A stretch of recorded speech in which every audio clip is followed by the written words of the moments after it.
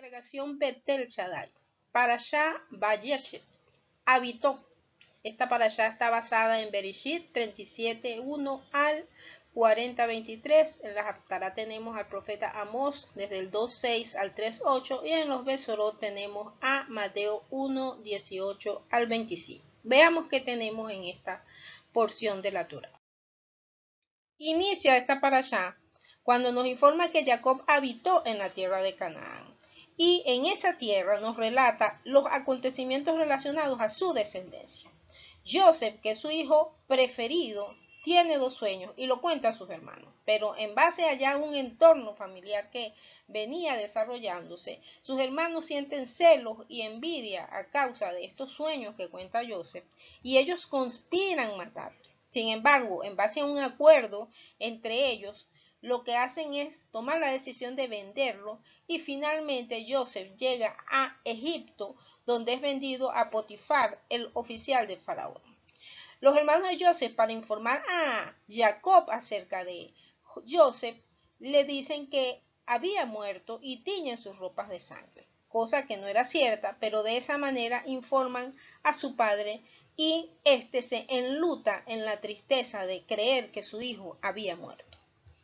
Judá en ese momento se aparta de sus hermanos y toma una mujer Asúa por mujer que era de los hijos de Canaán y ésta concibe 3 hijos.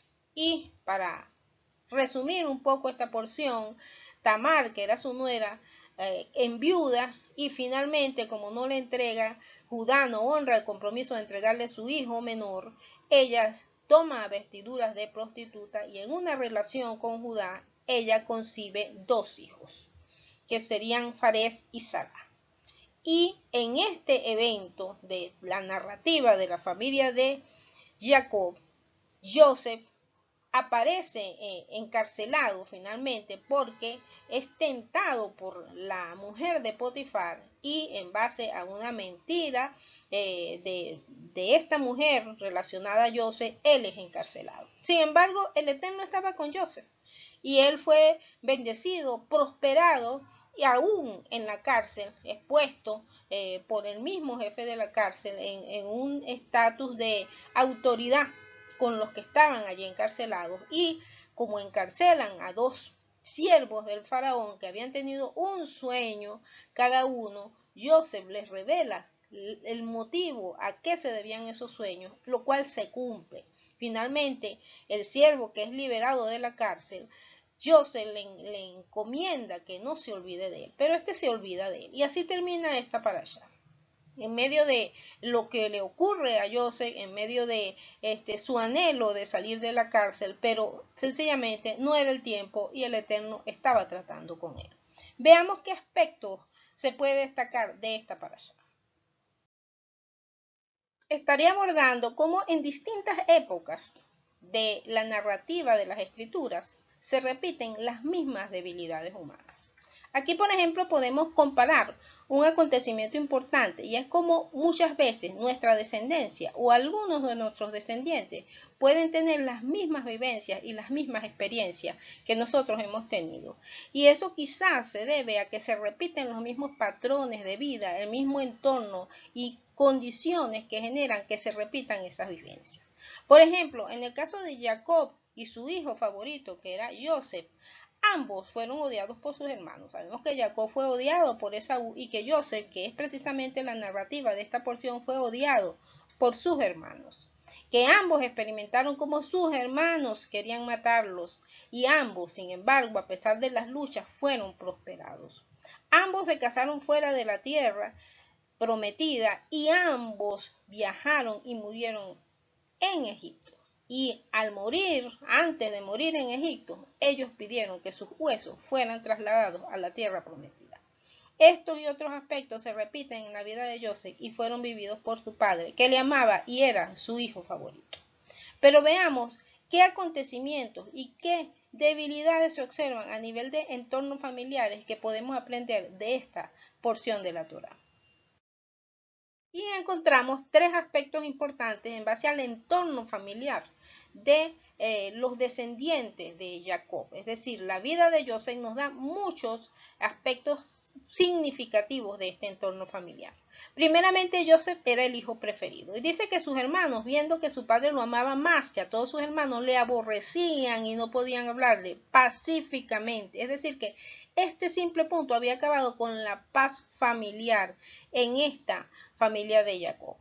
Y otro aspecto importante es que Joseph informaba a su padre de la conducta de sus hermanos. Dicen que él apacentaba las ovejas con sus hermanos y que él informaba acerca de que los hijos de Bila y de Silfa, las mujeres de su padre, tenían mala fama. Y el mismo Jacob lo enviaba a él a que buscara información, viera cómo estaban los hermanos y había una información de parte de Joseph a su padre. Y el tercer punto lo vemos a continuación. Y encontramos los sueños de Joseph. Encontramos que él cuenta los dos sueños que había tenido a sus hermanos, aquel sueño de la luna, las estrellas, el sol, que se inclinaban, las espigas de trigo, es decir, dos sueños donde los hermanos llegan a la conclusión y le responden y le dicen, reinarás tú sobre nosotros o señorearás sobre nosotros.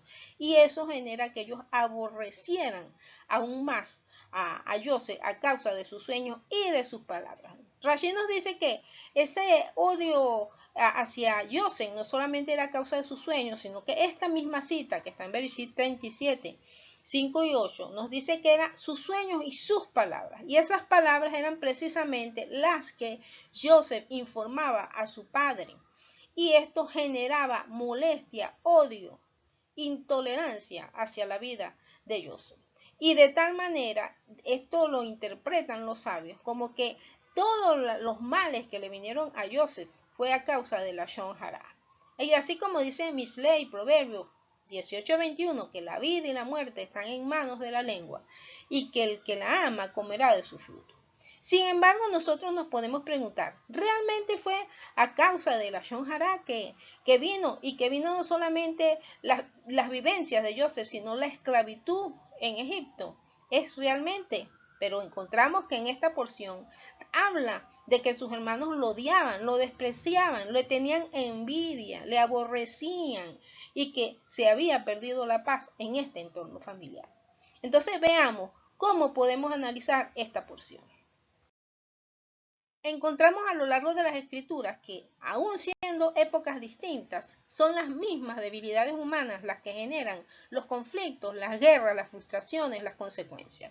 Podemos citar algunos ejemplos, o por ejemplo, en el caso de en la época cuando fue destruido el primer templo, uno de los tantas porciones que se pueden mencionar. Tenemos en Amós 2, 6 al 8 que dice, así ha dicho Hashem, por 3 pecados de Israel y por el cuarto, no revocaré su castigo, porque vendieron por dinero al justo y al pobre por un par de zapatos. Pisotean en el polvo de la tierra las cabezas de los desvalidos y tuercen el camino de los humildes. Y el hijo y su padre se llegan a la misma joven, profanando mi santo nombre.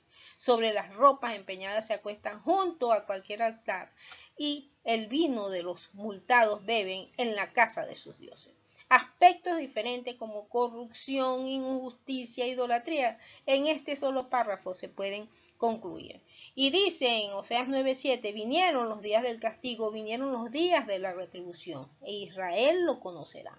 Necio es el profeta, insensato es el varón de espíritu, a causa de la multitud de tu maldad y grande odio. Es decir, aquí se describen una serie de debilidades humanas, de distorsión de la forma de vivir, que lo describe, que fueron situaciones, por resumirlo en estas dos porciones, que prevalecieron en los tiempos de la destrucción del primer templo y que condujeron a la destrucción del primer templo y a la deportación.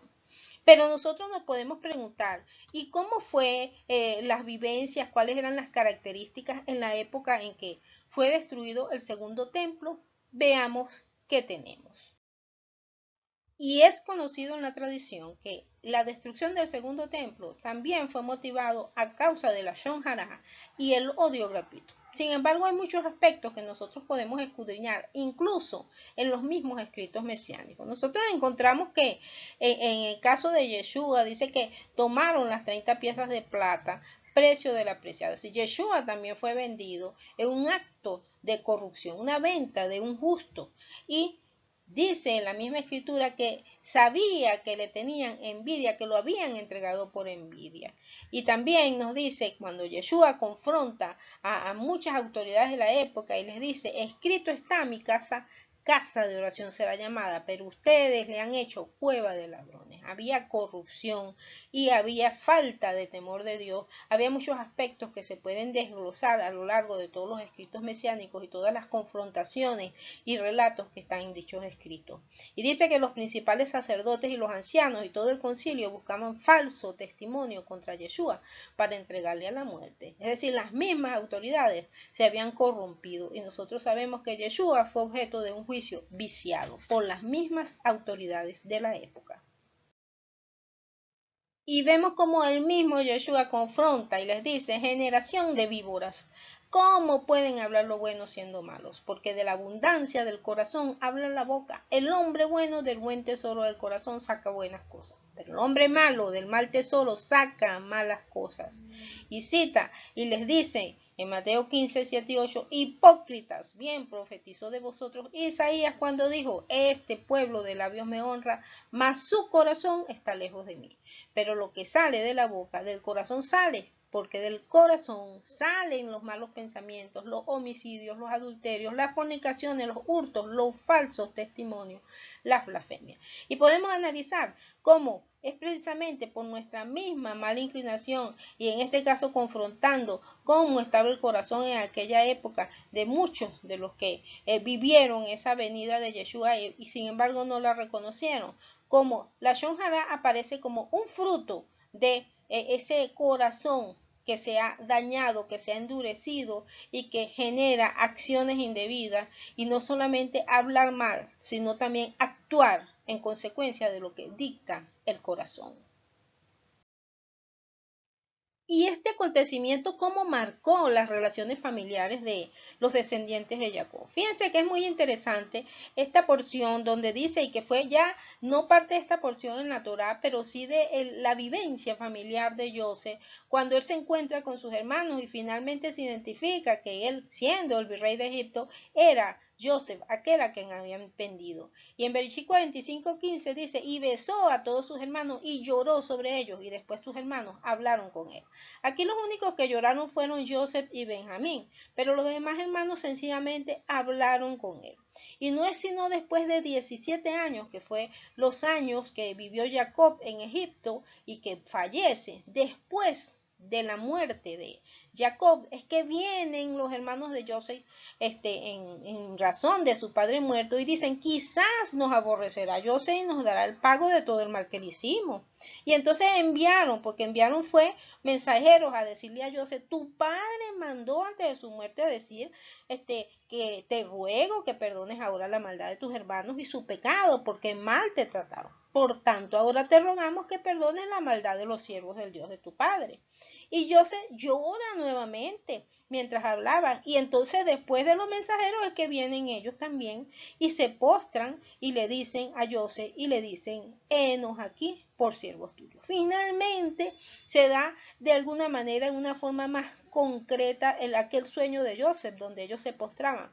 Y es que, ¿qué había en el corazón de los hermanos de Joseph? Pasaron más de 30 años hasta que llega este momento, porque había todavía resentimientos y dureza de corazón para aceptar una realidad, y era que Joseph iba a reinar sobre ellos. Entonces, esto nos hace analizar que muchas veces en nuestro entorno familiar nosotros dejamos pasar cosas y no confrontamos fracturas familiares donde unos son los que han hecho daño y otros están heridos, pero eso sigue pasando el tiempo y esto genera mayores consecuencias que enfrentar las cosas en su momento y hablarse lo que se tiene que hablar en el justo momento en que ocurren las cosas, o por lo menos en un tiempo más corto posible, para evitar sufrimientos y cargas pesadas en el corazón. Así que podemos analizar cómo están nuestras relaciones familiares. ¿Hemos nosotros tenido preferencia con alguno de nuestros hijos, los que tenemos hijos? ¿O hemos sido un hijo preferido o alguno de nuestros hermanos ha sido un hijo preferido? ¿Cómo están nuestros sentimientos en base a esa situación? Y también nos podemos preguntar, ¿hemos hablado mal de algún familiar? ¿O nos sentimos ofendidos porque han hablado mal de nosotros? Ciertamente, como dice Eclesiastés 7, 20 al 22, ciertamente no hay hombre justo en la tierra que haga el bien y nunca peque. Tampoco apliques tu corazón a todas las cosas que se hablan, para que no oigas a tu siervo cuando dice mal de ti, porque tu corazón sabe que tú también dijiste mal de otros muchas veces. Entonces a veces nosotros nos sentimos ofendidos por lo que dicen de nosotros y no recordamos que nosotros también en algún momento dijimos mal de otros, y peor aún de nuestra propia familia. Esto nos hace reflexionar en base a cómo está nuestra relación familiar y cómo está nuestra conducta. Y también nos podemos preguntar, ¿evadimos responsabilidades y confrontamos cuando vemos a nuestros familiares en caminos torcidos? Por ejemplo, no vemos ninguna actitud o por lo menos no lo relata la escritura de Jacob en base a la información que le traía Joseph. Tampoco vemos ninguna. ¿Dónde estaba Rubén cuando vendieron a Joseph? Muchos dicen, y comentaristas de la tradición dicen, que Rubén se fue a orar. ¿Quién sabe? La Torá no lo relata. Y que no era el momento de orar, sino de actuar. Pero estaba Judá, y Judá también más bien propone la venta de Joseph. Entonces, ¿qué estaba pasando allí en el corazón de ellos? Sencillamente estaban deshogándose en base a los celos, a las contiendas que traían en su corazón. Entonces, nosotros muchas veces tenemos que actuar en consecuencia y muchas veces no actuamos, omitimos, vemos, observamos, pero callamos. Y es muy importante que reflexionemos si realmente es correcto que sigamos callando o no actuando en momentos en que tenemos que hacerlo. Y nosotros podemos preguntarnos, ¿y es que acaso no era el propósito de Dios? Ese era el propósito de Elohim. Claro que sí, era el propósito, pero eso no quiere decir, y de hecho, Joseph dice a sus hermanos, después que se encuentran en Egipto, le dice, no se entristezcan, ni les pese haberme vendido acá, porque para preservación de vida me envió Dios delante de ustedes. Y el mismo Yeshua reconoce después de su resurrección y le dice a sus discípulos, así está escrito, y así fue necesario que el Mashiach padeciese y resucitase de los muertos al tercer día, y que se predicase en su nombre el arrepentimiento y el perdón de pecados en todas las naciones. Yeshua lo dice, es decir, esto ocurrió porque había un propósito, pero en medio del propósito de Dios, en medio de la voluntad del Eterno, no quiere decir que las personas no queden heridas, no sufran, no padezcan, como de hecho lo narra la Escritura tanto en cuanto a Joseph, en cuanto a Yeshua que padeció por nosotros y en cuanto a muchos otros relatos de la Escritura donde a causa de las miserias y las debilidades humanas hemos padecido y muchos han padecido. Aunque se cumpla el propósito del Eterno, hay un sufrimiento por las mismas debilidades humanas que llevan a este tipo de acciones, de hacer daño a otros para cumplir con sus deseos de su corazón. Y es que en medio de las miserias y las debilidades humanas se cumple el propósito de Dios, ciertamente es así. El mismo Eterno nos dice, el profeta Isaías dice, yo Hashem y ninguno más que yo, que formo la luz y creo las tinieblas, que hago la paz y creo la adversidad. Yo, Hashem, soy el que hago todo esto. Ciertamente, el Eterno es el que ha creado todo y el Eterno nos pone a elegir entre el camino del bien y entre el camino del mal. Y somos nosotros los que decidimos por dónde transitar. Dios no es tinieblas, el Eterno es luz. Y los mismos escritos nos lo dicen. Él revela lo profundo y lo escondido y conoce lo que está en tinieblas. Y con Él mora la luz. Y Yohanan nos dice en la carta, nos dice, este es el mensaje que hemos oído de él. Y les anunciamos, Dios es luz y no hay ninguna tinieblas en él. Es decir, que la ausencia de la luz del Eterno es la que genera que haya tinieblas en medio de nuestras circunstancias. Por lo tanto, nosotros necesitamos buscar esa luz y que esa luz ilumine nuestro corazón para que realmente podamos morar en medio de la luz y no de las tinieblas. Y el mismo Yeshua nos relata en las Escrituras en Mateo 24:12 que habrá tanta maldad que el amor de muchos se enfriará, refiriéndose a los últimos tiempos, tiempo que particularmente creo que estamos viviendo. Y él mismo nos dice, refiriéndose a por qué y qué trajo, qué venía él a traer al mundo. Y dice, no piensen que he venido para traer paz a la tierra. No he venido para traer paz, sino espada. Porque he venido para poner en disensión al hombre contra su padre, a la hija contra su madre y a la nuera contra su suegra. Y los enemigos del hombre serán los de su casa. El que ama a padre o madre más que a mí, no es digno de mí. Y esto resulta muy interesante porque uno dice, bueno, pero ¿vino a traer paz o vino a traer guerra? ¿Por qué Él nos dice que vino a traernos una espada? Y esa espada es, como lo vemos en próximos escritos, es la misma Torá, la misma escritura, que Él mismo vino a dar la interpretación correcta. Y decimos, bueno, pero entonces se contradice, porque Él mismo dijo, la paz les dejo, mi paz les doy. Yo no la doy como el mundo la da. No se turbe vuestro corazón ni tenga miedo. Entonces vino a traer paz o vino a traer guerra. Nos podemos preguntar. Sencillamente nosotros podemos analizar que la paz que el mundo da es esa aparente paz que a veces tenemos. Si nosotros analizamos la vida en el entorno familiar de José y sus hermanos, aparentemente había paz, pero había una gran guerra en el corazón de los hermanos de José. Había un gran ego en el corazón de José y había un amor sesgado en el corazón de Jacob. Entonces todo esto generó los conflictos posteriores. Entonces la paz que el mundo da a veces es aceptar cosas o circunstancias que no van ajustados a la voluntad del Eterno, que no van ajustadas a la Torá, pero que sencillamente dejamos pasar las cosas y no confrontamos. A veces no confrontamos las cosas porque, bueno, yo quiero mucho a mi hijo o yo quiero mucho a mi esposa o a mi mamá y prefiero no decir las cosas, pero realmente en nuestro corazón pueden haber grandes conflictos, guerras en nuestro corazón, que al final nos va a llevar a actuaciones que entonces terminan perjudicando nuestro grupo familiar. Y eso es lo que vivió la familia, la descendencia de Jacob.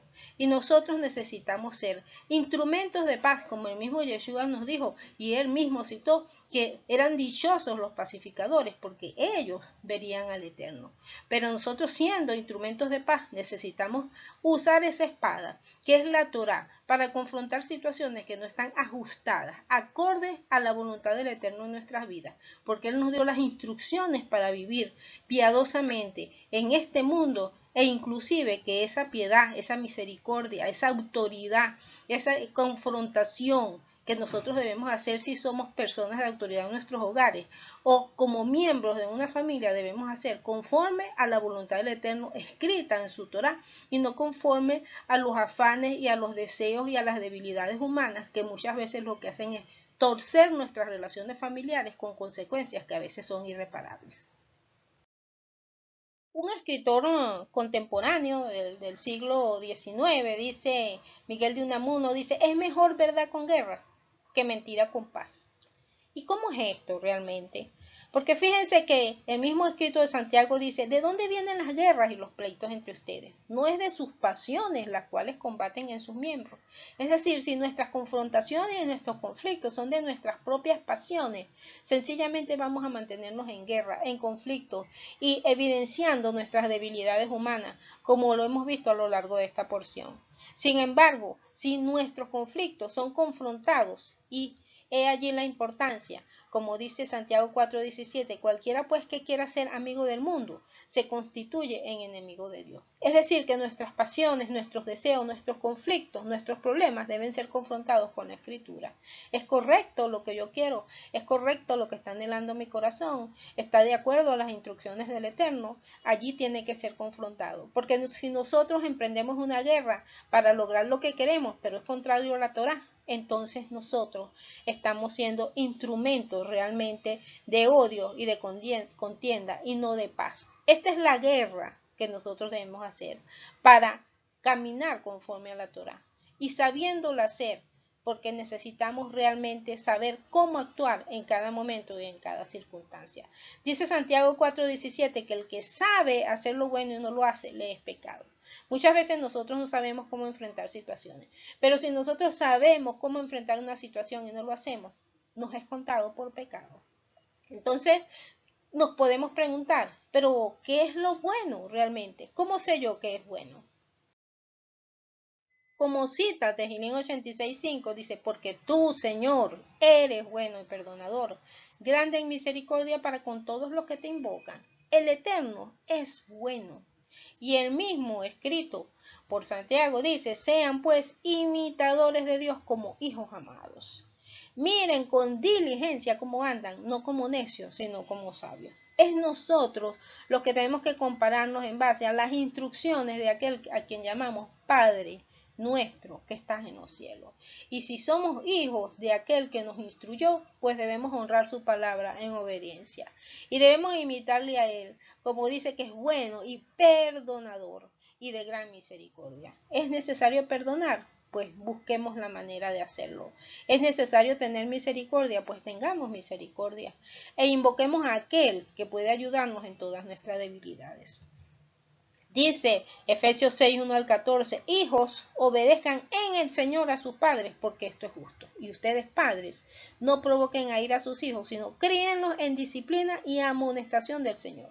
Es decir, que nuestras decisiones de crianza, de formar nuestros hogares, tienen que ser sujetos en base a las instrucciones dadas por el Eterno y no en base a nuestras propias pasiones. Porque definitivamente si es en base a nuestras propias pasiones, eso va a generar grandes debilidades en nuestro entorno familiar. Y ya para cerrar, cito Efesios 6, 10 y 11, cuando dice, fortalezcanse en el Señor y en el poder de su fuerza, vístanse de toda la armadura de Dios para que puedan estar firmes contra las acechanzas del maligno. Y muchas veces la gente anda buscando al maligno hasta debajo de la cama, pero la realidad, el mal está en nuestro corazón, en nuestra inclinación al mal. Y es la Torá el mejor antídoto contra esa inclinación. En la medida en que nosotros estamos en una comunión permanente y atentos a nuestras propias conductas y en base a verificar cómo están esas conductas en torno a lo que el Eterno nos instruye, nosotros podemos fortalecernos en esa palabra y en la voluntad del Eterno. Por eso cita Efesios, que es un escrito que gira en torno a nuestras relaciones interpersonales, incluyendo las familiares. Solamente que por razones de tiempo estoy hablando solo de los padres y los hijos.